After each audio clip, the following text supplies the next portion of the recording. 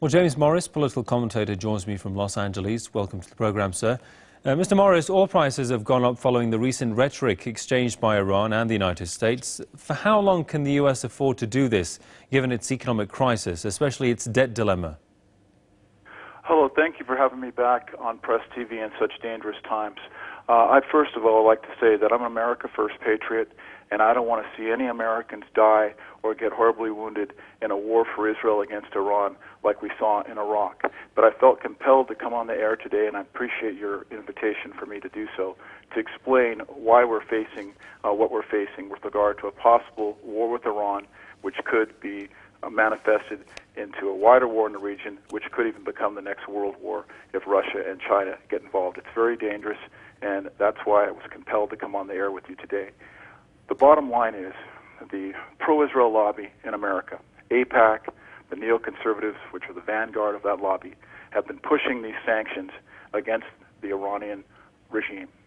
And the bottom line to that is not the nuclear program, because we see Israel with 200 to 400 nuclear weapons that they won't open up to inspection by the IAEA. What this war, if it comes, and by the look of it, looks like it's going to come. And please, do not, with the aircraft carrier Stennis coming back in the Gulf, do not give the Zionists what they are looking for to start a war against Iran. I know you also have to be on the lookout for a possible USS Liberty incident where the Israelis could stage an attack against an American ship to draw the U.S. into war against Iran. We have to be aware of that as well when Israel murdered 34 American sailors and Marines on the USS Liberty on June 8, 1967, and tried to blame it on Egypt to get us into a war against Egypt, which could have gone into a world war as well back then. So we have to be on guard against that. But the bottom line here is that the Zionist lobby in America has pushed these sanctions against the Iranian regime, and it's taking us to the brink of war. It's driving up the oil prices, as you just said. In fact, Congressman Ron Paul, if you go to my blog, ushijacked.com, which is also america-hijacked.com, he's saying that any of these sanctions that are being pushed for against Iran are acts of war, and that the Iranians have the right to self-defense. Now, Indeed. It's imperative that the world wakes up to this, to see what these Israel Firsters, the American Israel Public Affairs Committee, the neoconservatives, which own the U.S. Congress, they own the Republican Party, they're pushing us to war, and it's utterly unacceptable for patriotic Americans who put America first like myself. Indeed. Now, Mr. Morris, with the talk of these threats about a war between Iran and America, the question is how ready militarily is the United States for another war after Iraq and Afghanistan?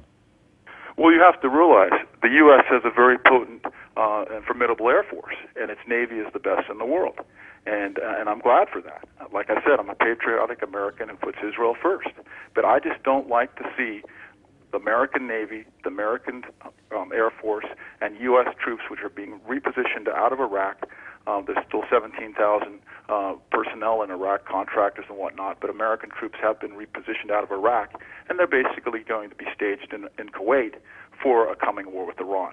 Indeed. So we have to realize that, yes, even though troops have been removed from Iraq, and the American military is stretched all over the world, and that's why Ron Paul has so accurately said that America is going broke, and we need to bring those troops home to defend American borders instead. Right. But they're also the American Air Force, like I said, is very formidable, and that's still in full effect, and also the American Navy. And they can bomb Iran into the Stone Age if a war breaks out. And please, the Zionists in America, the Israel Firsters, would like nothing more than for your country to attack an American warship, the Stennis, or the aircraft carrier Stennis, or any other American ship, to set the stage for war, and it'll be all over the pro-Israel biased media here saying, Iran is attacking an American ship, we've got to retaliate. No mention will be made about the sanctions that have been imposed on Iran by the pro-Israel lobby here, which actually took this situation to the brink of war. It's utterly unacceptable. Again, go to ushijacked.com, look at the recent post at the top there, and please, don't let a USS Liberty incident get us involved in war as well. The Israelis got away with that attack, and they very well could try to pull another one to get us into a war between Iran and America. All right. I'm sorry we'll have to leave it there. Many thanks to you. James Morris, political commentator from Los Angeles. Thanks for your time.